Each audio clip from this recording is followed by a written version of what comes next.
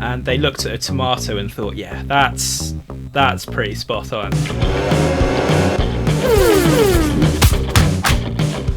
Hello everyone and welcome to the channel. If you're new here and you haven't yet subscribed and you love all things motorsport, make sure you hit that subscribe button. I'm Jess and with me I have Luke and JBL, and today we thought, seeing as we've seen the final livery reveal thanks to Ferrari, we'd have a little bit of a go at deciding which of them have been hits this year and which of them have been misses. Now there's been tons of talk on social about how this might be, guys, the best looking grid that we've seen in a long time.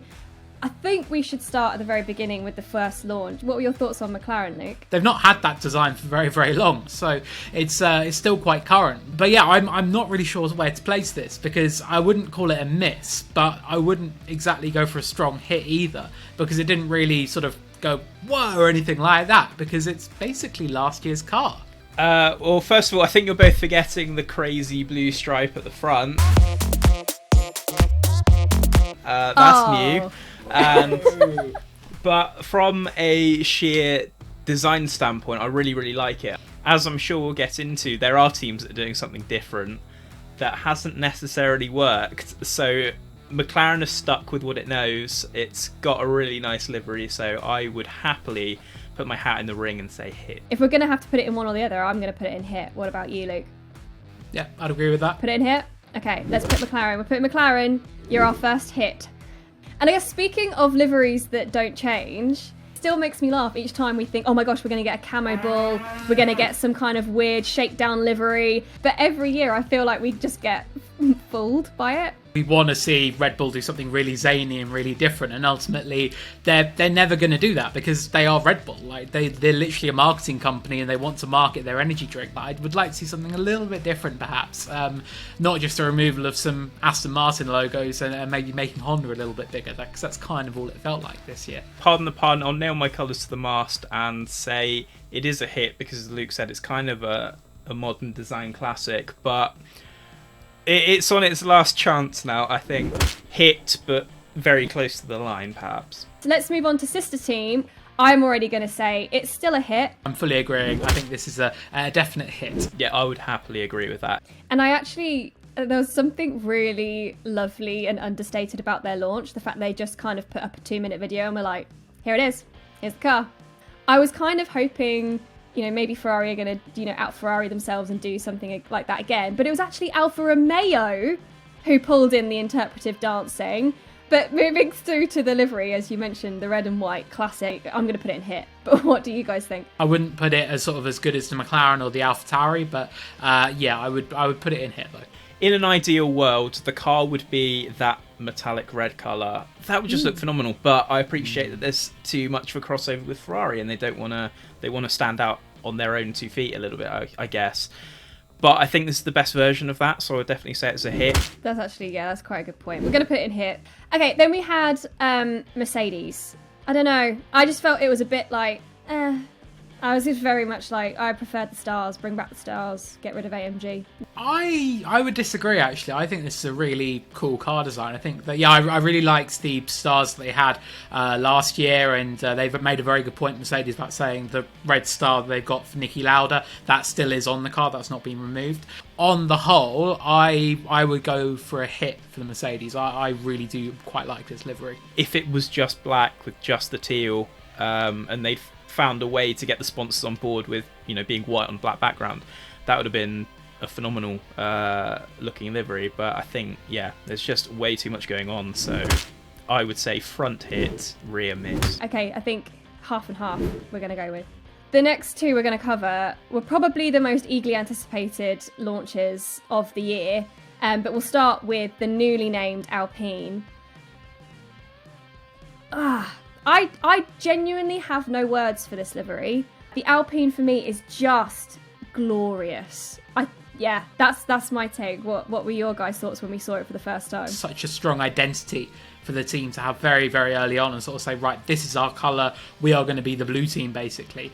And I think it's so cool. I think the way it fits in with the sort of the Alpine black red and white logo they've got towards the rear of the car. I think that's really, really good. I think even the numbering on the front of the car is really, really cool as well. It's just the little details that I think they've got to an absolute T. So yeah, this is a big hit in my book. I don't know if I can add to what you guys have said. Yeah, just looks phenomenal. As positioning itself as like this French national team, it does the job perfectly. I think we need to put it to the very, very left of the hit board. I think this is my number one livery. What were your guys' first takes when we saw the Aston Martin for the first time? I was really, really impressed. I thought that, yeah, again, for all of the sort of concept liveries and everything floating around about what this car might look like, I think they did an excellent job. And there's a piece up on Autosport and motorsport.com about the sort of 12-month design process that went into getting that final colour scheme and everything, and choosing the right shade of green. And so yeah, no, I'm a big fan. I would probably say this is only second to Alpine for me personally as being the best livery on the grid this year. I have to go against the grain a little bit and say it's my favourite. It's just it's classy and it's understated. Yeah, I think no shadow of a doubt that's going in hit straight away. There were some people that were disappointed. You people need your eyes tested, because that is, as Jake said, just a brilliant, beautiful looking car.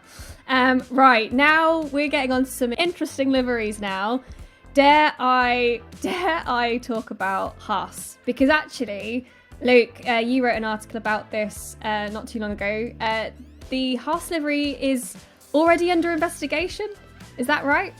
Yep, that is correct. We've not even started the season already. There's an investigation. If we're talking about livery purely devoid of context, from a technical standpoint, it's very good. With context, with everything that's going on surrounding the driver in the second seat, I don't know where I stand on it. I don't want to be... Yeah. Too political. I mean, yeah. I mean, because I would say, you know, if we look at it without political spectacles on and questioning, you know, motives around this, I think it's a good-looking car. Yeah, I agree. I think it's a really neat design. So I would put it, not a massive hit, but I would put it in the hit column, I'd say. I'm thinking line. Line? All right. Let's drop it on the line. Next up, I genuinely feel for this team. The Williams livery was leaked all over the internet before they even got to use their app. The front's quite classic, and the rear is like, I mean, what are we going with? Zebra stripes? I don't know. What are we calling the rear there? From a personal standpoint, I don't like it, and I, off the bat, will be putting it in miss on in my view. And there's no cohesive design to it. It's giving me Finding Dory vibes as well.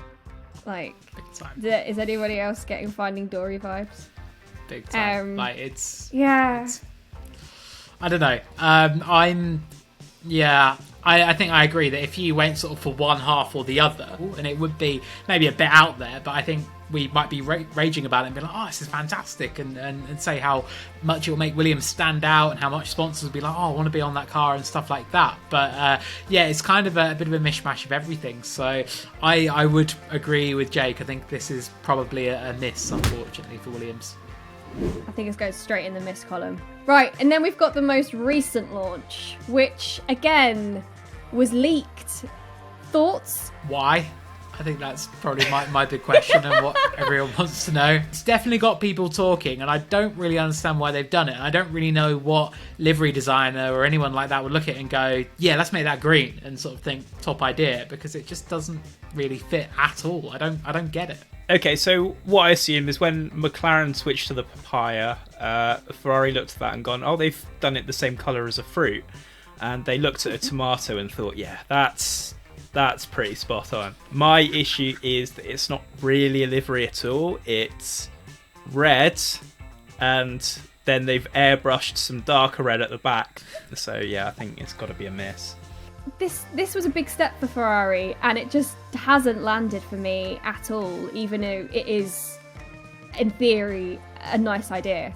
Yeah, I would go with miss. What do you guys think at home? Do you agree with our hits and misses? Have we got any of the wrong way around? Is anybody going to fight for Ferrari? Let us know in the comments below. And as I said at the beginning of the video, if you're new to the channel and you've loved this content, which hopefully you have, hit the subscribe button because we'll be bringing you tons more content as the season goes on. Thanks to Luke and Jake for joining me and having a bit of fun with this. And until next time, we'll see you then.